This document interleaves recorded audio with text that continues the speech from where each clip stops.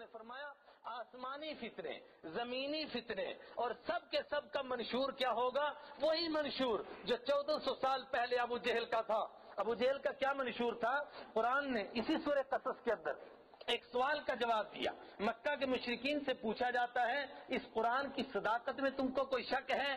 تو مجبور ہوتے ہیں کہنے کے لیے کہ اس کی صداقت میں کوئی شک نہیں۔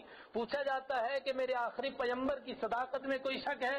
تو وہ مجبور ہوتے ہیں کہنے کے لیے کہ ان کی صداقت میں بھی کوئی شک نہیں ہے۔ تو پوچھا جاتا ہے پھر مانتے کہ نہیں؟ تو جواب دیتے قالوا ان نتبع الهدى معك نتخطف من ارضنا، ہمیں کسی کے بارے میں شک نہیں، لیکن اگر ہم اس دین کو مان لیں، اس قرآن کو مان لیں، صاحب قرآن رحمت عالم صلی اللہ علیہ وسلم کو مان لیں تو ہماری دنیا لٹ جائے گی، پھر دنیا کے مزوں سے ہم محروم ہو جائیں گے۔ نتخطف من ارضنا، ہم اپنی زمین سے اچک لیے جائیں گے، پھر ہماری دکان نہیں چلے گی، ہماری لوٹ نہیں چلے گی، ہمارا جھوٹ نہیں چلے گا، ہماری رشوت نہیں چلے گی، ہماری مکاری نہیں چلے گی، پھر سچ بولنا پڑے گا۔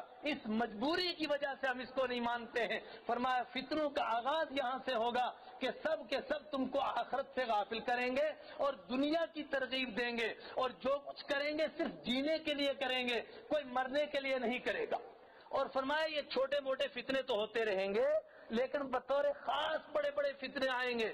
سیکون ثلاثون کذبون کلهم يدعي انه نبی اللہ وقال فی موضع كلهم يدعي انه رسول اللہ وانا خاتم الانبیاء والرسل لا نبی بعدی۔ 30 جھوٹے کھڑے ہوں گے، اور ایک مقام پر فرمایا کہ چھوٹے چھوٹے تو ان کے ساتھ اگر اور ملائیں تو وہ 70 ہو جائیں گے۔ یہ جھوٹے کھڑے ہوں گے، ہر ایک دعویٰ کرے گا کہ میں اللہ کا نبی ہوں، ہر ایک کہے گا میں اللہ کا رسول ہوں۔ وانا خاتم الانبیاء والرسل، میں رسولوں کا بھی خاتم ہوں، میں انبیاء کا بھی خاتم ہوں۔ لا نبی بعدی، میرے بعد کسی قسم کا نبی نہیں آ سکتا ہے۔ لیکن یہ سب کے سب دعویٰ کریں گے، اور فرمایا یہ تو بڑے بڑے ہوں گے، ورنہ جو چھوٹے چھوٹے مینڈکوں کی طرح آتے ہیں، ساون کیڑوں کی طرح، کہ ساون کی برسات گئی اور کیڑے گئے، ان کی تو تعداد ہی معلوم نہیں کتنے آئیں گے، علامان والحفیظ، وہ تو بہت زیادہ آئیں گے، لیکن یہ 30 بڑے جھوٹے کھڑے ہوں گے۔ سب سے پہلا جھوٹا کھڑا ہوا حضرت ابوبکر صدیق رضی اللہ تعالیٰ عنہ کے زمانہ میں، اس کا نام مسیلمہ تھا، اور اس کا نام پھر مشہور ہوا مسیلمہ کذاب۔ فرمایا اس پہلے کو یاد رکھو۔ اس کے بعد اسود انسی کھڑا ہوا، اس کے بعد قرامتہ کھڑا ہوا، اس کے بعد ابو طیب متنبی کھڑا ہوا، اس کے بعد مسیلمہ قادیان، مسیلمہ پنجاب آیا۔ یہ سارے جھوٹے تو ہوں گے، لیکن سب سے بڑا آخری ایک فتنہ ہوگا جس فتنے کا نام دجال ہے، اور رسول پاک صلی اللہ علیہ وسلم نے ان سارے جھوٹوں کے لیے فرمایا کہ یہ سب دجال ہی ہوں گے۔ سیکونون ثلاثون کذابون دجالون، 30 جھوٹے ہوں گے، 30 دجال ہوں گے۔ اور دجال کا مطلب کیا ہے؟ فرمایا فریب کا، دھوکہ دینے والا، سچ کو جھوٹ اور جھوٹ کو سچ بتانے والا، یعنی یوں کہنا چاہیے کہ لوہے کے اوپر سونے کا ملمہ کر کے اس کا سونا ظاہر کرنے والا، اس کو دجال کہتے ہیں۔ یہ چھوٹے چھوٹے دجال تو پیدا ہوتے رہیں گے، لیکن ایک آخری دجال آئے گا اور وہ بڑا فتنہ ہوگا، مگر میں گارنٹی دیتا ہوں کہ اس وقت میں بھی اللہ دین کی حفاظت فرمائے گا۔ لا تزال طائفة من امتی یقاتلون علی الحق، ہر زمانے کے اندر ایک جماعت میرے دین کے اوپر قائم رہے گی، قرآن کی حفاظت کرنے والی، الفاظ کی حفاظت کرنے والی، دین کی حفاظت کرنے والی، دین سے منشور کی حفاظت کرنے والی، مقاتلین فی سبیل اللہ، یہ قائم رہیں گے یہاں تک کہ آخرهم یقاتل مع عیسیٰ الدجال، ان میں سے آخری وہ فرد ہوگا جو حضرت عیسیٰ علیہ السلام کے ساتھ اٹھے گا اور دجال کا مقابلہ کرے گا۔ اور میرے آقا مدنی نے فرمایا کہ اس دجال کا مقابلہ کرنے کی تو صرف اللہ نے حضرت عیسیٰ علیہ السلام میں طاقت رکھی ہے اور کسی کے اندر نہیں رکھی ہے۔ سمجھ رہے ہیں بات؟ تھکے تو نہیں؟ آقا مدنی نے فرمایا، بہت علمی مضمون ہے، آقا مدنی فرما رہے ہیں اور قرآن فرما رہا ہے۔ فرمایا اگر امتحان کے موقع نہ ہوں، گمراہ کرنے کے موقع نہ ہوں، گمراہ ہونے کے موقع نہ ہوں، تو پھر ایمان کی پہچان ہی کیسے ہوگی؟ گمراہ ہونے کے مواقع اللہ تعالیٰ کھولے گا، گمراہ ہونے کے مواقع پھر دیکھے گا کہ ایمان کے اوپر ڈٹ کر کے کون رہتا ہے. نہیں کہا قرآن پاک نے؟ فرمایا ہم نے جہنم کے ہم نے 19 فرشتے مقرر کیے، اور فرمایا یہ 19 کی جو تعداد ہے اس کے دو بالکل متضاد قسم کے نتیجے ہیں. کیا متضاد قسم کے؟ کہ ایمان والوں کا تو ایمان پکا ہو جاتا ہے.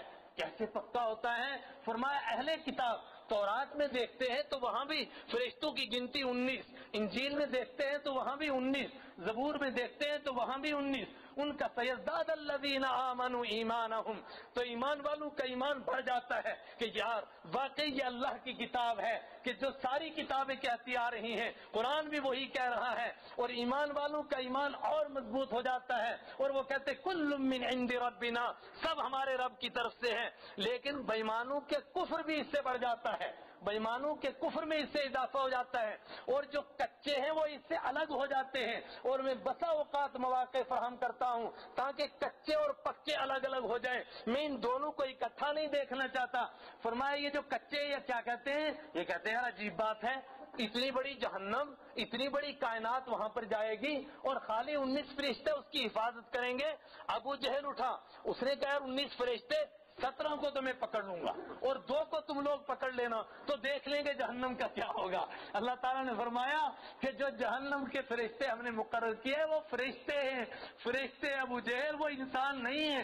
ایک ہی فرشتے نے قوم لوط کی 5 بستیوں کو اٹھایا اور آسمان کے قریب پہنچایا اور پھر واپس پلٹ لیا. عالیہم، کیا کیا؟ اوپر سے نیچے، عالیہم سافلہم، اوپر سے نیچے اور نیچے سے اوپر کر دیا ایک فرشتے نے. تو 19 فرشتے ہیں. فرمایا یہ ہم نے اسی لیے مقرر کیے ہیں کہ لوگوں کا امتحان دیں اور پروردگار دے. یہ مضمون اتنا زور دے کر اپنی کتاب میں فرمایا یہ ہو ہی نہیں سکتا کہ ایمان والوں کا امتحان نہ ہو اور کچے اور پکے دونوں ملے چلتے رہیں. الف لام میم حسب الناس ان یترکوا ان یقولوا آمنا وهم لا یفتنون. کیا سمجھتے ہیں لوگ کہ صرف یہ کہیں گے کہ ہم مومن ہیں اور صرف یہ کہیں گے ہم ایمان والے ہیں اور ان کے ایمان کا امتحان نہیں ہوگا؟